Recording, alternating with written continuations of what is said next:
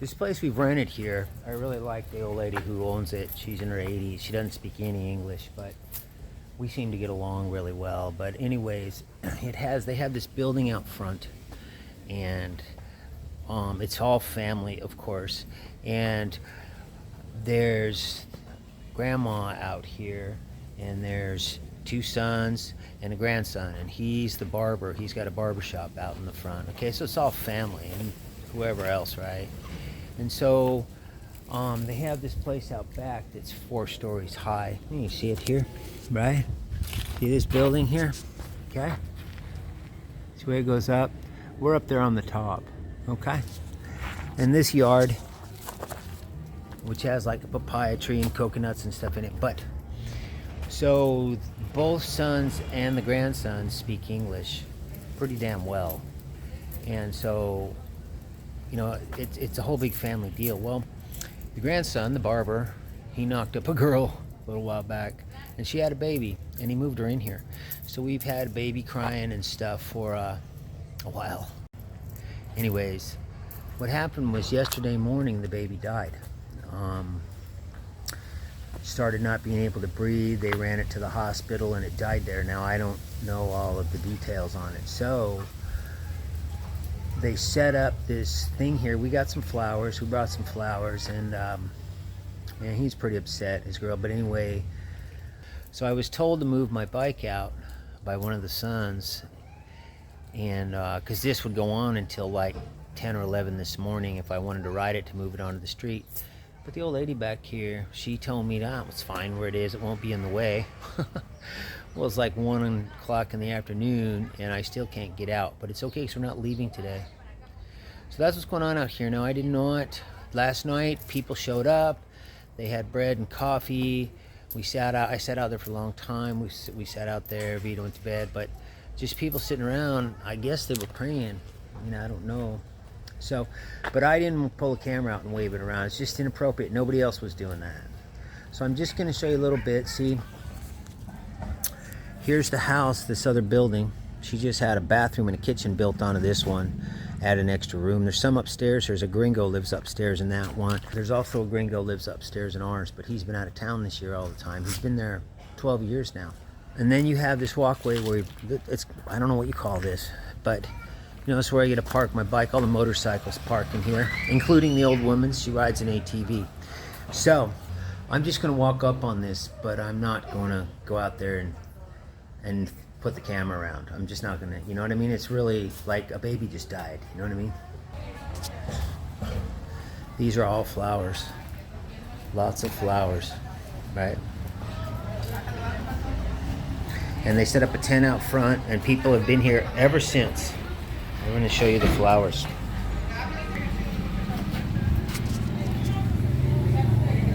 Ain't that?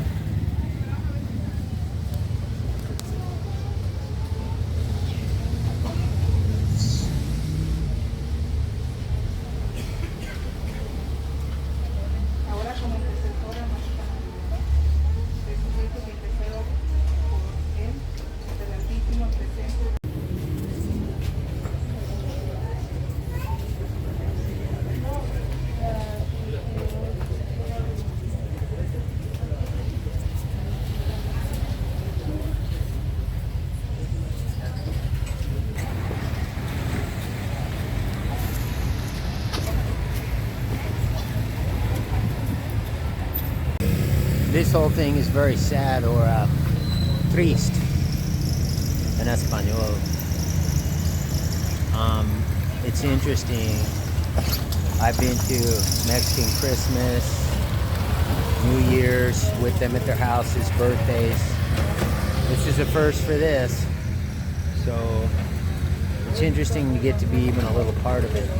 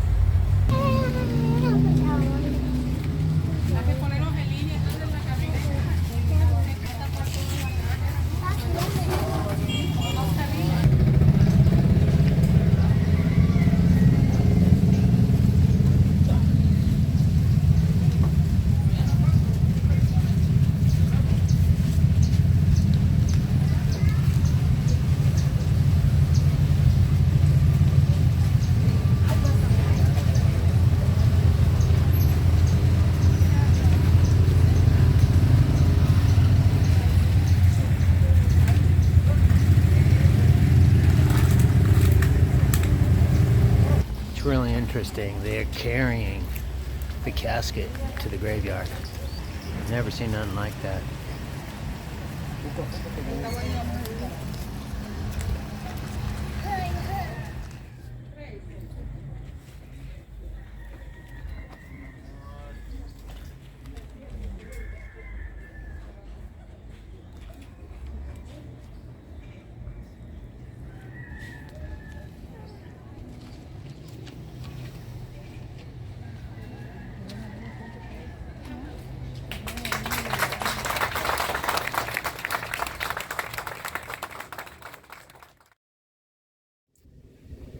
You know, a few days ago when they buried this child, I asked Chris if I could put the key to my old motorcycle in the grave, and he let me, so there it is.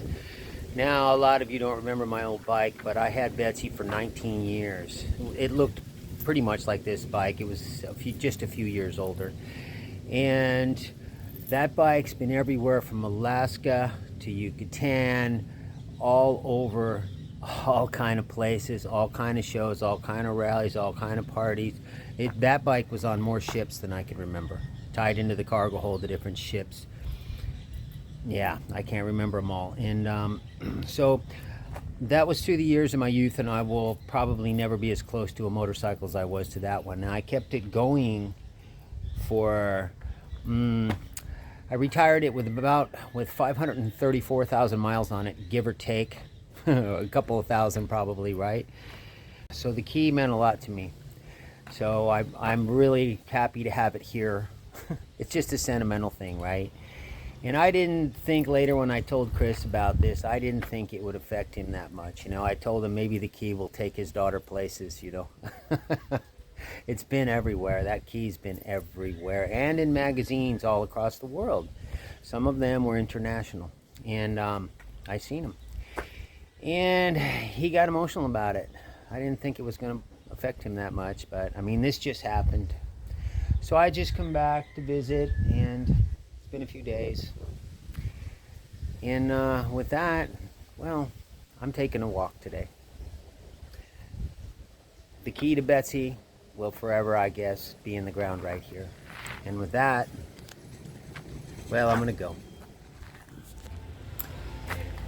Chris, the barber here, he's decided he likes me. He's offered me a free haircut because he's a barber, which I'm going to have to take him up on before it much longer. And he goes out there on some days, probably the weekends, and makes tacos and stuff and sells them out front. He's told me to come get free ones. My stuff's free today. And I'm going to go. But what's interesting, as you're about to see, is that here, I don't know about everywhere around down here, and I don't know how everything works, just what they've told me, but you can set something like this up and just start selling food out front, and people can buy it. It's not illegal. So what I see a lot of people do down here is, like, let's take John. He rented a room in another town near here a couple years ago, and the landlord lived out back, and he had 2 apartments up in the top of the building, and John paid like 3 months in advance, and the room had no windows, no hot water. I don't even know that it had a fan in it. It was really raw. Like, you couldn't rent that legally in the US, right? So John don't care. In the US, it's between you and the landlord and the government, right? Down here, it's really not on those kind of things. And so John moved in. The landlord took some of the money that he gave him. He put windows in the building, in the room. He put a fan in the top. He also put in hot water after a while. And he did some work to the apartment next door, and he took the rest of the money and lived on it. See, so you can just kind of like build a business that way. So you see that happen a lot down here. Condi, who's got the coffee shop, since last year he's expanded, and he's now also selling breakfast down in the next town, but rather than taking a loan. So see, here I can go into a restaurant that may have a dirt floor, no hot water, and so they're washing their dishes in cold water, and it's between me and them. If I want to go into a place like that and eat, it's between me and them, not me and them and the government. So that's what you see happens a lot. So people build businesses that way all the time. You see it all the time around here.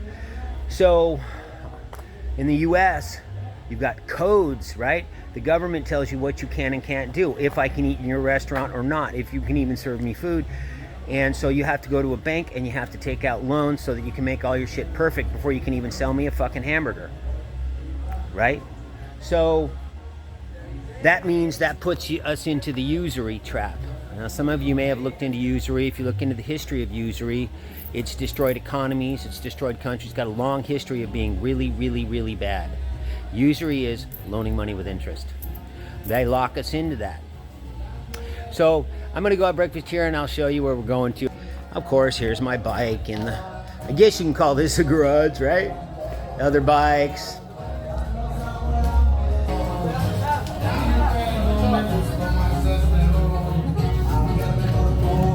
Got the carnitas, sir? I told you, man, I don't know about carnitas.